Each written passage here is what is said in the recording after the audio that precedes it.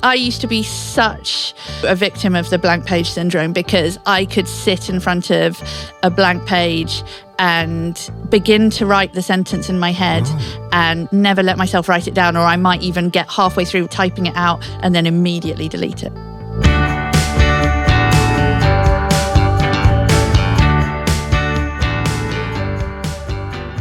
Hello and welcome to Collected, the podcast about writing from the Royal Literary Fund, in which we meet an author to talk about the writing life and take a dip into the RLF's sound archive too. I'm Paul Dodgson, and today I'm pleased to welcome a writer to whom I was introduced on Twitter, when that's what it was called, by a reader who had liked my memoir about music and suggested I might enjoy her book, Wayfaring Stranger, A Musical Journey in the American South. I took his advice and enjoyed the book very much indeed. So it gives me great pleasure to welcome Emma John to the studio today. She's the author of 3 memoirs, the other 2 being Following On, a memoir of teenage obsession and terrible cricket, and self-contained Scenes from a Single Life.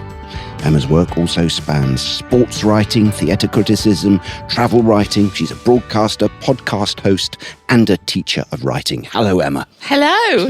Now, this podcast is emerging into the world during the Valentine's Day season. Now, that's appropriate because when researching this episode, I discovered your book, Self-Contained, had been recommended as an alternative Valentine's Day read. What do you think about that? Oh, that is delightful to hear. Yes, it's funny. I wrote a book about being single and what that means. You know, long-term single, I think, was the phrase I settled on. I was getting into my, I'm admitting it now, 40s. And so actually it's quite challenging to kind of get over the hump of talking about that and writing about it, because you do worry that nobody's going to get it. People don't really relate to that. So to think that anybody might joyfully sit down with that book as an alternative Valentine's Day read makes me really happy. Well, there's an alternative Valentine's Day market, clearly. So there we are. Is Valentine's Day something you've ever written about? Well, I don't think I've ever written any journalism about it, but I've definitely written, I can tell you for sure that I've written about Valentine's Days in my diaries in the past. Diaries, yeah. So you have a writing life away from your published work.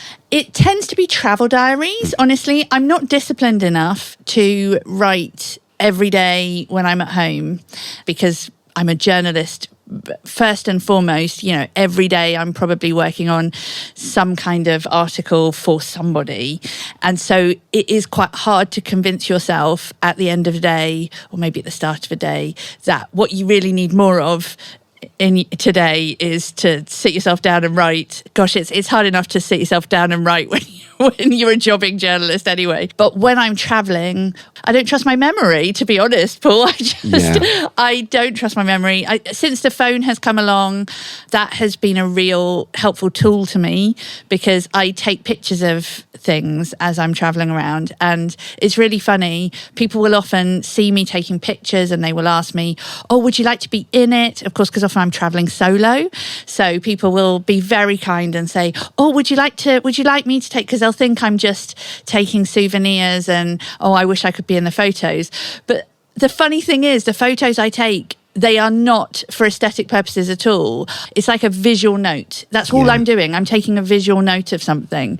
And do those pictures find their way back into your writing? Yes, because they really are a way of looking back at something. So I don't reference them, but I use them. I mean, I absolutely rinse those things dry. I'll be scribbling in my notebook about what I can see around me, but those photos will give me access back to that place. Yeah. And then I can draw on details from there. So imagine what it was like in the days before we had cameras. You just had to write things down. And I am old enough to remember that I haven't had a smartphone for the whole of my working life, for example. In my spare room, under the spare bed, I have still boxes and crates of notebooks, which I will never get rid of, because they are notebooks of places that I've been and written about, and they're travel journals essentially.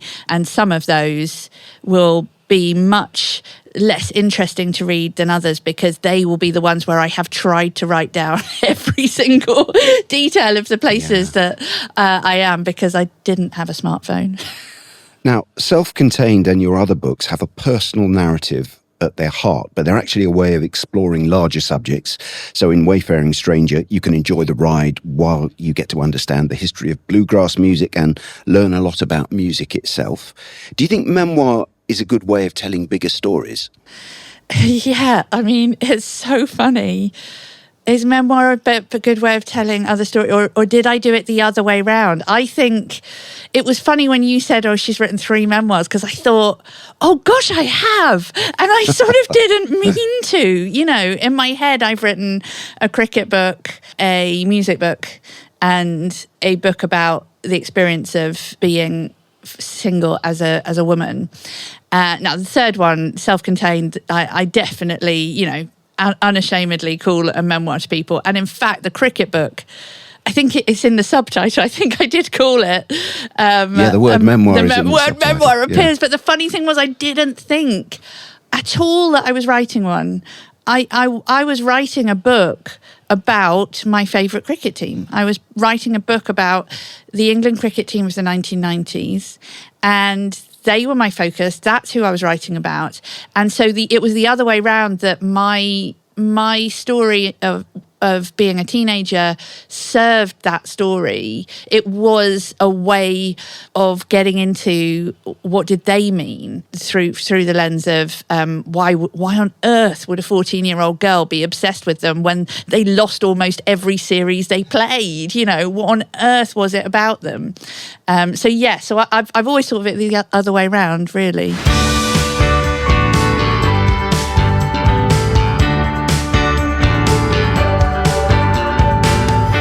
Time now to hear the first of the archive pieces in this episode.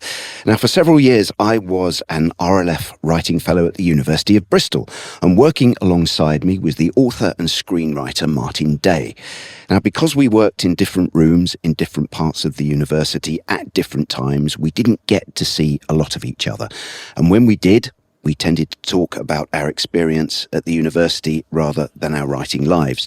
So it gave me great pleasure to hear him speak about a command that all writers will have encountered at some point in their writing lives, I'm sure. Kill your darlings. Kill your darlings, or if you want to be even more brutal, kill your babies. If there's one piece of writerly advice that has permeated popular culture, it's this. You'll find variations and equivalents in the writing advice of Aldous Huxley and William Faulkner, Oscar Wilde and Stephen King. Kill your darlings, even when it breaks your egocentric little scribbler's heart, said King in On Writing. I'm not about to argue the opposite, but I do feel that the advice, though well-intentioned, can easily be misunderstood. It does not mean that you should always and in every circumstance cut your best material. A fair chunk of writing that is served up on creative writing degrees, an awful lot of published writing, let's be honest, is pretty dull stuff. And personally, I don't mind if occasionally a young writer plays to the gallery. Better to show off than be boring, as I'm sure Oscar Wilde would agree. But all things in moderation. I'm sure I've written and maybe even have published stuff that reads like self-indulgence. As my friend Paul Ebbs puts it, your darlings are anything that feel like writing, and these elements must be curtailed. But it doesn't mean that you are always striving for stripped-back Hemingway-esque prose or scripts entirely lacking in everyday poetry. Another angle on this. Imagine you're writing a short poem or a scene in a script, or a paragraph of a short story. There's something wrong. Your inner critical voice knows it, but you can't put your finger on the problem. It can't be that phrase or sentence that you love, can it? That part that you have polished to perfection that might even have been the first words you wrote, or the key that unlocked the whole piece. You take a deep breath. It's not necessarily that the line or sentence is a bad one, but you realise it doesn't belong anymore. For some reason, it's pulling everything else in the wrong direction. As the poet Nicola Heaney reminded me recently, killing your darlings can be a question of balance. How do you recognise your darlings? Sometimes you need external eyes to see them. I worked on something for almost a decade before an agent told me to remove a darling that was so fundamental to the project, it was baked in as part of the original concept. But I just couldn't see that it was unbalancing everything else. Other times you have to rely on your own editorial or critical voice. My rule of thumb is, if I'm reading back my work and I keep stumbling over the same passage or sentence again and again, something's wrong. Don't assume no one else will notice. And be alert if you ever find yourself thinking, my, that's some mighty fine writing.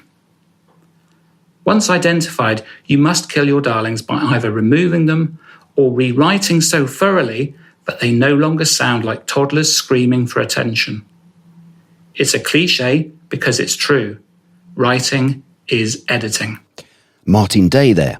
So let's start by picking up that last idea. Do you agree that writing is editing? Oh, definitely. Yes. I actually started my career in media, writing, journalism, whatever we want to call it, as an editor. That is the basis of all my training, all my apprenticeship.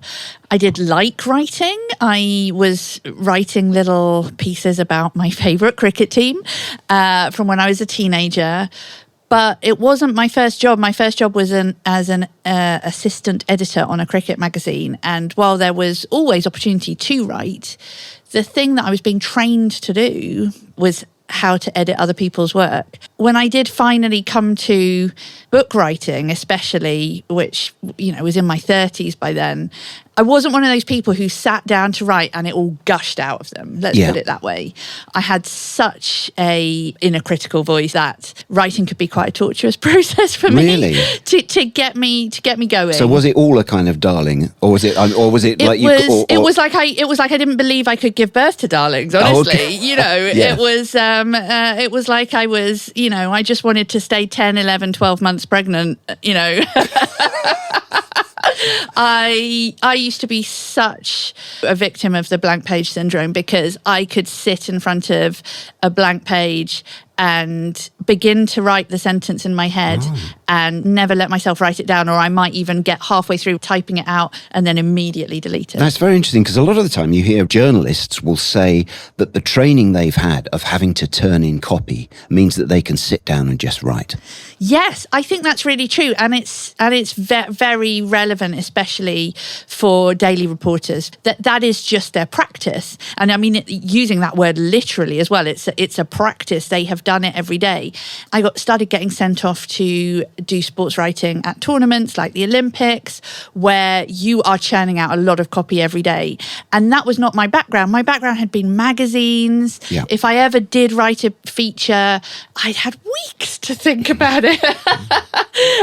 Whereas I was sitting next to people who absolutely had all of this experience of just sit down, I'm on deadline, the buzzer's gone, I now have half an hour to file my 800 words. And did you get that skill while you were there? I got a lot better at it. Yeah. Yes, I would say.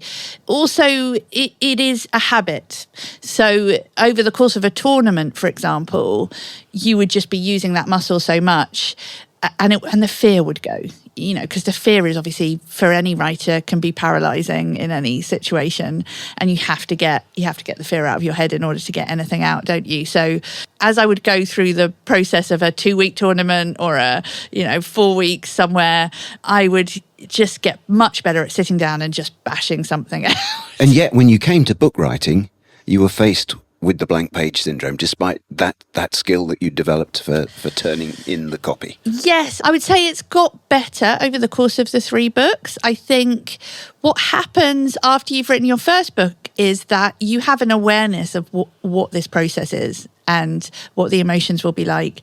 You've also talked to enough other authors by this stage that they have all told you that what you're going through is completely normal.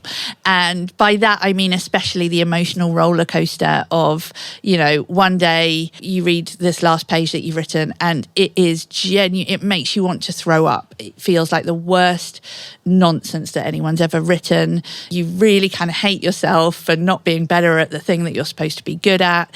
You don't want to see it. You don't want to read it back, and you can't see a way forward, because if you can't write that page, how are you going to write the next page? And it's hell, So what changes it? What moves you on? Well, there's a combination. There are tactics I've learned, but really, the thing that I've learned over the course of the of book writing is you just have to recognise it. You have to recognise, this is the point of the cycle I'm in. This will not last. This too shall pass, and it does it? Yeah. And then in a day or two, I'm going to read back something that I wrote and be elated and think it's hilarious and brilliant and well done me.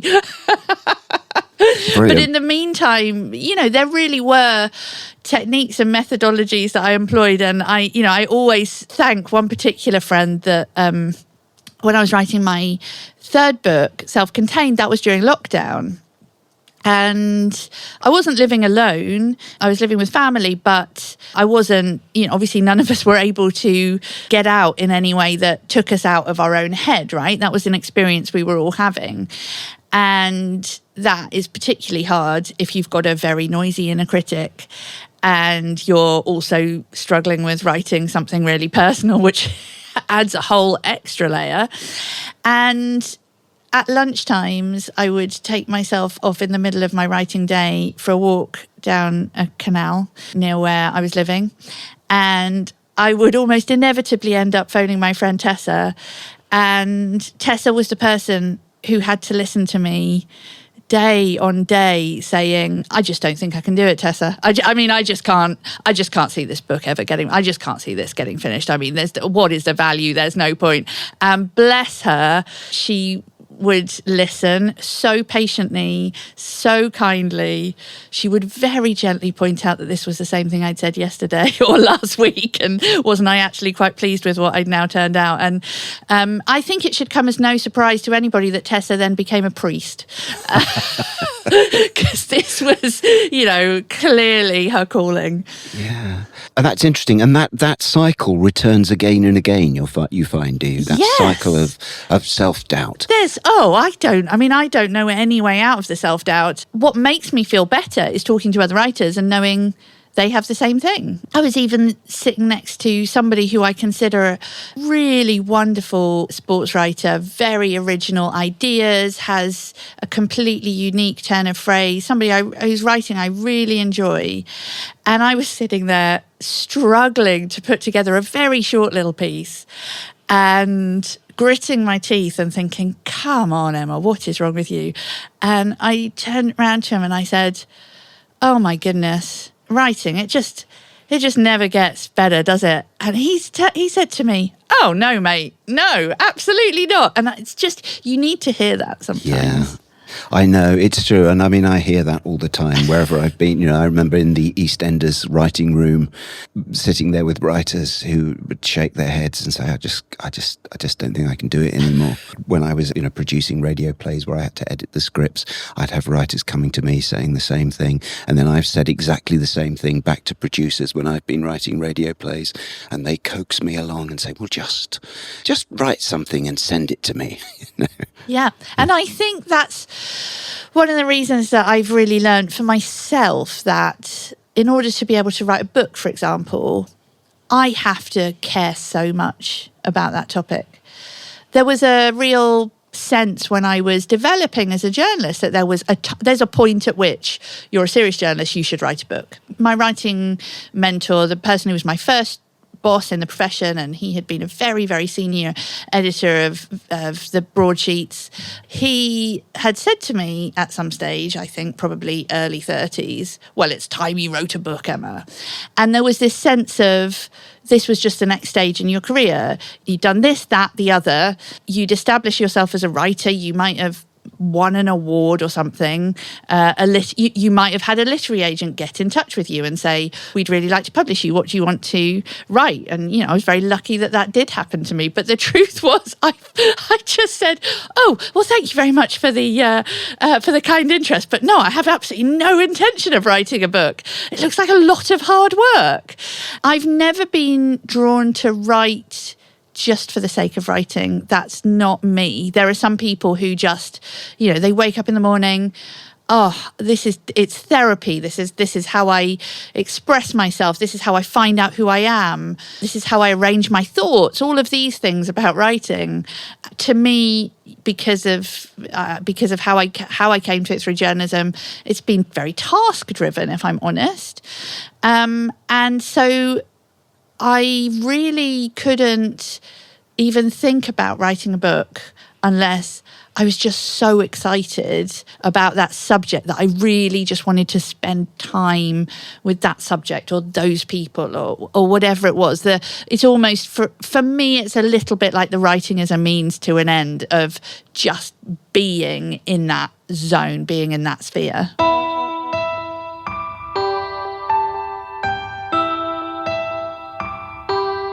I'd like now to move on and talk a little bit more in detail about your life writing. And let's begin with Self-Contained. You describe relationships in that book with your family, friends and boyfriends. Often it's quite intimate and the other characters don't always come out so well. So do you let those people read a draft of the manuscript before it goes out in the world? Do you give them a right to respond? No, out of fear, probably. I have talked to people who were going to be in it. I have asked their permission for them to be in it. Several of the people that I wrote about in that book were some of my, closest friends, and I wanted them still to be my closest friends. You talked about it, but you didn't let them look at the manuscript. Yes. Yeah. I think there might maybe have been one exception where I was writing about a friend who had been ill.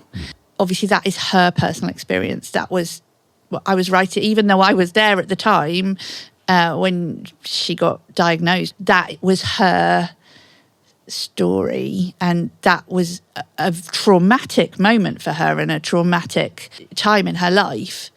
So I did talk to her about that. And I think actually I tend to kind of like try and use humour a lot in these situations because my friends are used to me writing in a way where the joke is on me. Yeah. So they're pretty forgiving. Do you ever change names? Have you ever done that? Yes. In Self-Contained, I did because, like I said, some of it was some pretty personal stuff for that other person. It was never supposed to be a book about them and what they'd got through and what were they like, what was their character like. It was reflections on how we do relationship, especially when we're living solo. Now, the poet and memoirist Laurie Lee, he wrote an essay called On Autobiography, and in that he talks about conflating characters and combining events, really so they work for the story. Have you ever done that? I think I have. So I would say there's two things that happen with me. One of them, and my friends will tell you this, my sister would tell you this, is that I do that accidentally because I have a terrible memory, hence the taking visual photos of everything. And honestly, everybody in my family and my friendship group finds it hilarious that I write memoir because they're like, you can't remember anything. And so I do quite often write things which are accidental conflations of events or times, and I will try and check them. Especially with my sister because she's got a great memory and has been there, for a lot of periods in my life. But sometimes, I just know I'm going to have got that thing wrong because there's no one to fact check that with except me. Because it's funny you should say that because, one of the things I notice about your writing is the detail. The detail all the way through, and you're often storytelling through detail. And yet you say you haven't got a very good memory. Well, I guess I will remember details, but am I getting exactly that story in the right time, in the right place in my life, in my chronology? Not sure. But thank you. I really love that you picked up on the detail because it's something that when I feel alive, when I'm writing, it will be often because I have felt like I'm observing that's the point where I feel like I tap into good stuff, is when I've got my eyes really wide open and I'm feeling, I'm meeting this person. And I think that comes from training, from journalism training, interviewing people, knowing that you're going to have to write 2,500 words, and maybe this ex-footballer is going to give you 3 decent quotes, and they're not going to have something very interesting to say. And so you just sit with them and you try and take in every element of them and their person and their what do they look like, what do they exactly sound like, when are they smiling, when are they making funny little fidgety movements, what are they wearing, what's in the room. I think that is something that I have learned from my journalistic training, for sure. And have you ever, or do you ever find yourself torn between the truth of events as they happened and tweaking them so the story is better told? And is that okay? Definitely have done that. So in Wayfaring Stranger, I have definitely, and I think I hope I say it in the acknowledgements, sometimes I have pulled together a couple of incidents or things that didn't happen exactly at the same place at the same time or whatever, in order to keep the story going. And I did acknowledge that in that book, because I was in the Appalachians for 6 months solid of playing fiddle, but really for nearly a year while I was writing and staying with friends. There was so much material. For me, the story was really important. So I can't expect any of my readers to sit down and be immediately interested in bluegrass music. I can't, In fact, I'm pretty sure when I told my publisher what I wanted to write about, they said, oh, yeah, nobody's going to read that, The story had to drive it. Now for the second of our archive pieces, and this is from the playwright, screenwriter and rapper Johnny Wright.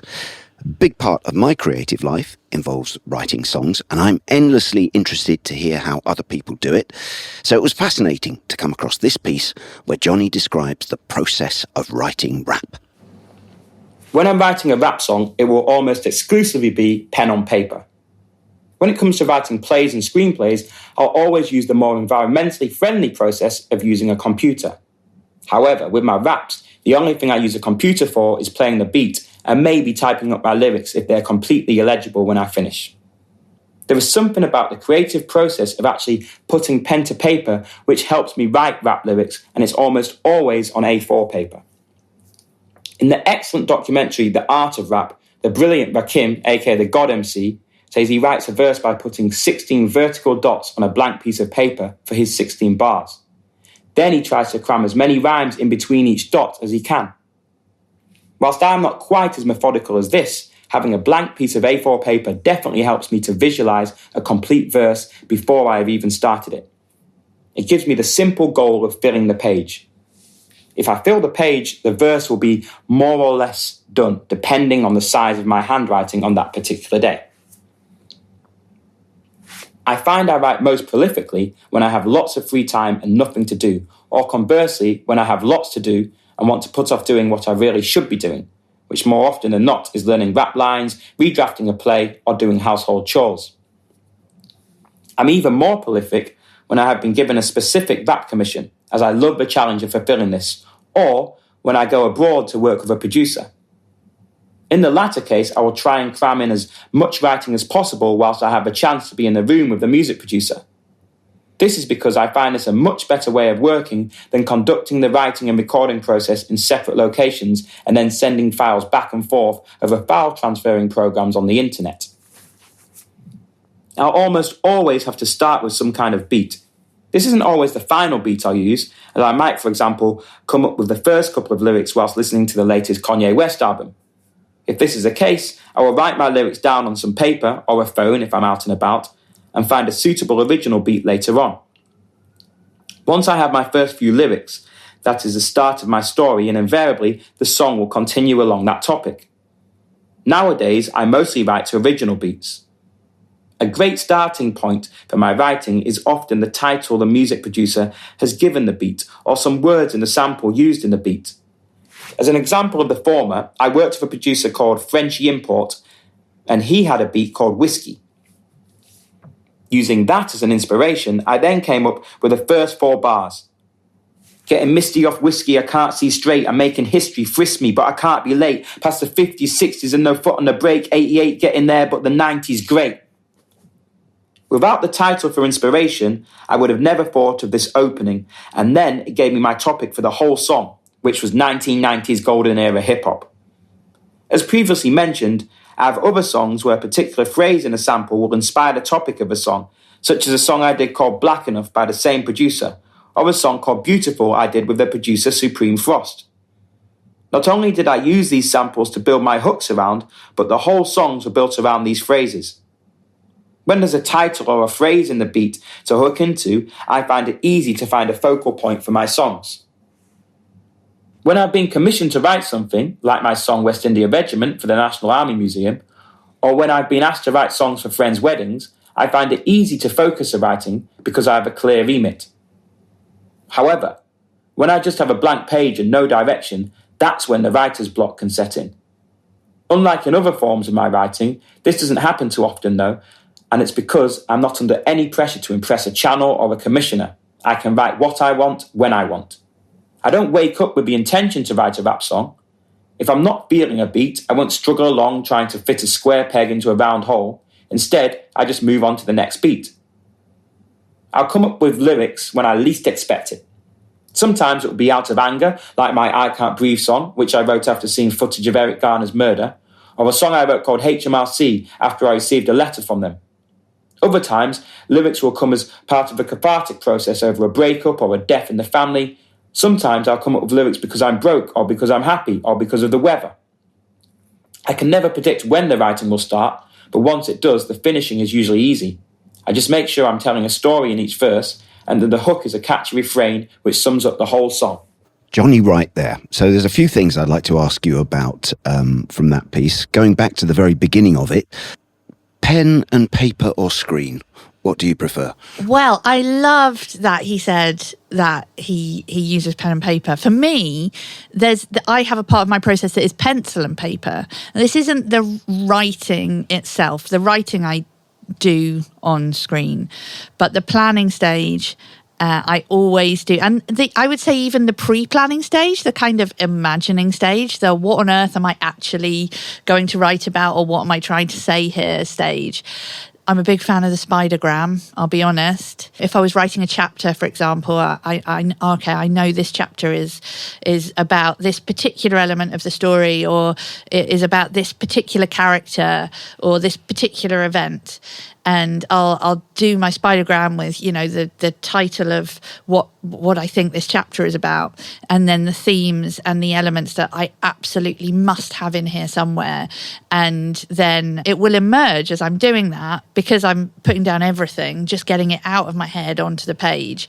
It will become apparent what are the main themes here, what are the main elements that I'm going to want to combine together, because they'll be the bigger splodges of the spidergram, with lots of little satellites coming off them. So you're discovering the structure of a chapter through the spidergram. Exactly. So I start there, and the reason pencil and paper is because that I find that so freeing, because pencil and paper is completely disposable. It just takes all the pressure off you. If you write something in pencil on paper, especially on scrap paper, I always have scrap paper. I don't know how I keep an endless supply of scrap paper, weirdly, but I really don't have any kind of. I think it's a bit like the HMRC letter I write on the back of utility bills and things. I find it very freeing. It's why I don't really get the kind of crippling writer's block that I did 20 years ago. I know that I can always go to this place, which is pencil on paper. Nothing matters. It just takes everything off. I could screw this piece of paper up, throw it over my shoulder, and I have actually done that in the past in a very theatrical way. And I've lost nothing. But actually, I've gained so much by just getting this assortment of ideas out of my head and down onto a piece of paper. And then I have a second planning part where the ideas are there, I can see what the main ones are, and then I will do another pencil and paper where I'm much more linear, working down the page. Okay, so where do I want to start? Where does that lead? What goes next? What goes next? What goes next? Where do I want to land? And this is all planning.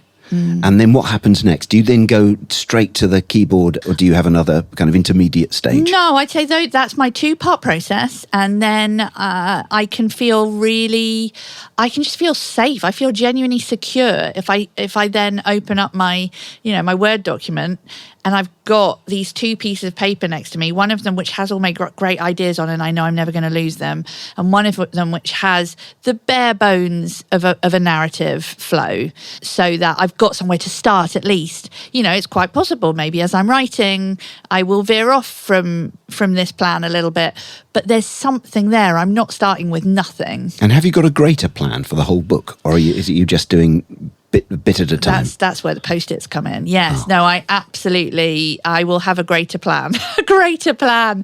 But that sounds like a Joel and Ethan Coen movie. I discovered the post-it note trick. I thought I'd invented it. Of course I hadn't. But when I was writing my first book and just didn't know where to start, honestly, just genuinely didn't know where to start, because everything I had written up to that point, the longest piece I'd ever written was about 5,000 words. And 5,000 words for me was one chapter of a book. So just visualizing a narrative that was 14, 15 times that much or more was impossible. And I tried to do it in a book, but the problem with the book was you had to turn the pages to see where you're going. Like, a notebook didn't help me visualize it. So I would get post-its and I would stick them across the wall in kind of segments. Here's chapter 1, here's chapter 2, here's chapter 3.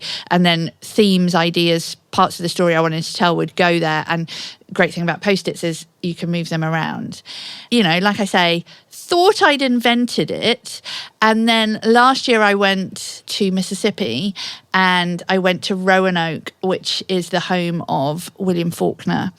And I was walking around his marvellous sort of Southern Gothic house and walked up to his bedroom.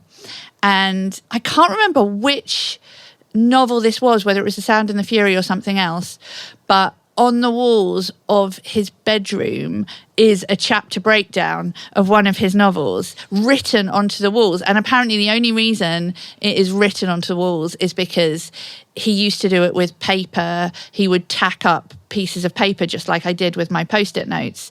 And one day he'd left the window open and a breeze had come through and had ripped all the paper off his wall and had just set him back days and days with his work. And so he's like, I'm never making that mistake again. So he actually wrote on the walls. So he actually wrote on the walls. Yeah.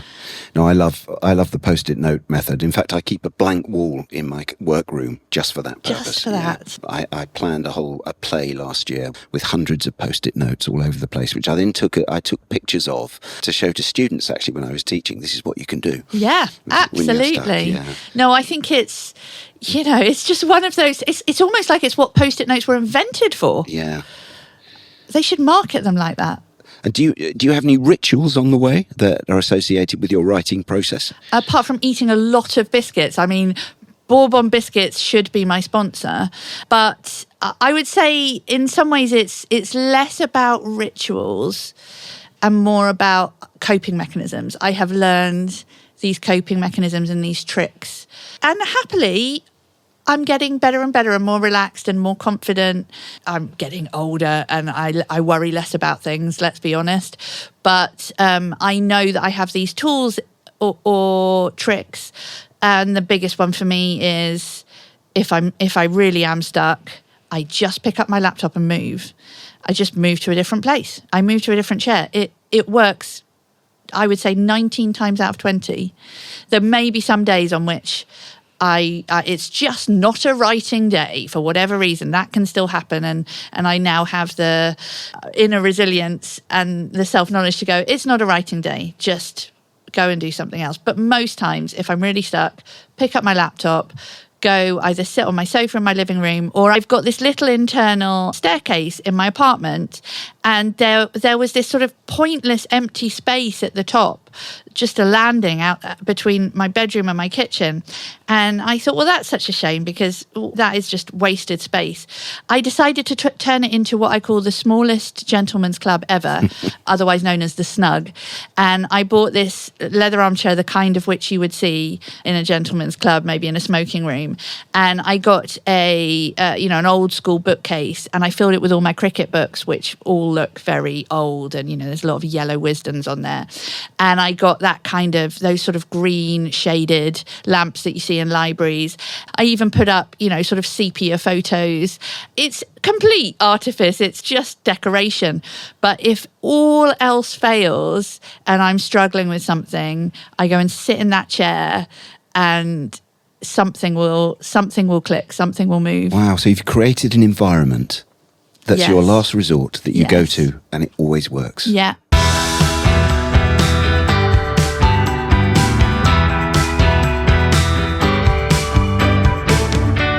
Now, at the start of the episode, I mentioned the many things that you do. Like a lot of writers, you do a lot of things. Is it possible to be that busy and still find the reflective space you need for writing, and how do you do it? Wow, that is the toughest question you've asked me. Is it possible to still find the reflective space I need? That is such a fascinating question for me because, again, just like my friends laugh at me that I don't have a good memory and I write memoir, they also laugh at me that I have written a really personal book when we all agree that of all our friends, I'm the least self-reflective person. Which may be why I love observing other people and love capturing detail, because I'm not looking at me. My real personality and the way that it feeds into my writing is I am an enthusiast. That is why I do as many things as I do. It's why I'm as busy as I am. It's why my first boss put the absolute nail on the head when he said to me, Emma, you're burning the candle at both ends. And that has not ceased to be true in 25 years.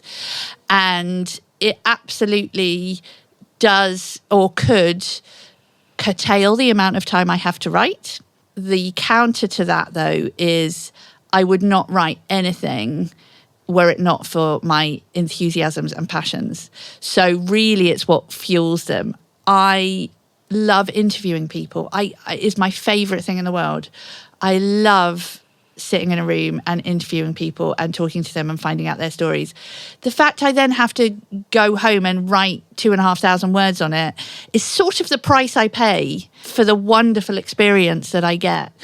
And so I think that I push myself out of the door a lot more than a lot of other people do, a lot more than a lot of other writers would do, I would say. So if you could turn that into advice, because I think a lot of people will say, I'm too busy, I don't have the time. You're a busy person who does find the time to write. What advice would you give? Well, the thing I have really learned, and this has taken a lot of, I can't believe I didn't learn this earlier in my life, what's wrong with me, is scheduling in time. I have to do it now because I am really busy. I have to actually sit down. I'm freelance. I'm self-employed, so I don't go into a 9-to-5 job and then come back and go, oh, okay, I can always put off my 5 till 7 is going to be my writing time. Or when I wrote my first book, for example, I was employed at The Guardian and I wrote from 6 till 8 or 6:30 till 8:30 every morning. That was my writing time. I wrote my whole first book like that. Maybe took off a couple of weeks of holiday and things where I would just write fully like that. I remember at that point, because I was just learning, how do you do this? How do you keep yourself going? I took myself off to Dartmoor. I booked myself a little cabin in Dartmoor because I thought, well, look, if I go to Dartmoor, I'm going to be too scared to go out walking on my own on the moor because I've read Hound of the Baskervilles and, I'm terrified of what might happen to me. So I will just sit in this cabin. It is that being really intentional. These are the times that I am going to write. Time management. Time management, that's the one. Thank you, Emma. Time now for the latest RLF news with Anne Morgan. A murder mystery featuring a true crime podcast is among the next batch of titles forthcoming from Royal Literary Fund Fellows.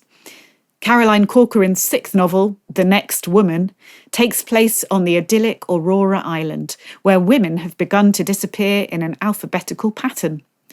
When Ross, a charismatic podcast host, takes an interest, the intrigue only deepens. The Next Woman is published by Thomas & Mercer and is available for pre-order now. An RLF Fellow's debut children's novel has been longlisted for an award set up to recognise the importance of editors. Penny Boxall's Letty and the Mystery of the Golden Thread, which is published by Penguin, has been longlisted for the Branford Bowes Award. Set up in memory of award-winning author Henrietta Branford and her editor Wendy Bowes, one of the founders of Walker Books, the Branford Bowes Award is given annually to the author and editor of the year's outstanding debut novel for children. It is the only award to honour an editor in this way, highlighting their importance in nurturing new talent. For more information, visit branfordbowesaward.org.uk. A Royal Literary Fund Fellow has been appointed as a storyteller in residence to help promote reading for pleasure in Scotland. As the Inverclyde storyteller in residence, Maisie Chan will visit all 20 primary schools in the council area to share stories and her author journey. She has also made resources for libraries and schools to encourage reading for pleasure during this National Year of Reading. Separately, Chan will be appearing at Waterstones Liverpool from 2 to 3 p.m. on the 21st of February to discuss her new novel, Nate Yu's Blast from the Past, and why she wanted to feature Liverpool Chinatown during the Lunar New Year. The event is free, but you need to book children in at waterstones.com. Royal Literary Fund Fellows will be taking to the stage at the Faversham Literary Festival later this month. On the 20th of February, Andrew Miller will be talking to Daniel Hahn about his Booker Prize shortlisted novel, The Land in Winter. Then, on Saturday the 28th of February, Francis Spufford, award-winning author of Cahokia Jazz and Light Perpetual, will talk to Claire Armitstead about his new novel set in London in 1939 and blending speculative history and literary adventure. For more information and to book tickets, visit favershamliteraryfestival.org. And finally, RLF Fellows from the North will be joining forces to celebrate the National Year of Reading at Liverpool Central Library later this month. On the 27th of February, novelist Sophie Duffy, poet David Swan and author Zoe Howe will offer an hour of readings and discussion as part of a programme of free public events which aims to promote writing and reading through the Royal Literary Fund in the Merseyside area. Entrance is free and the event will take place at 4 p.m. on Friday the 27th of February. To book your seat, visit eventbrite.co.uk.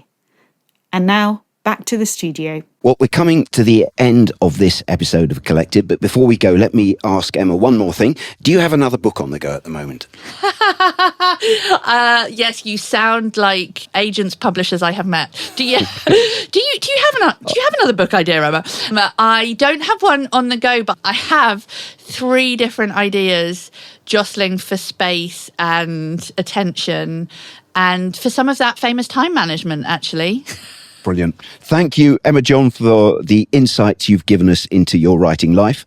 If you have any comments or writing questions you'd like to hear RLF Fellows discuss, please tweet using the hashtag RLF Collected. And with that, this is me, Paul Dodgson, saying goodbye.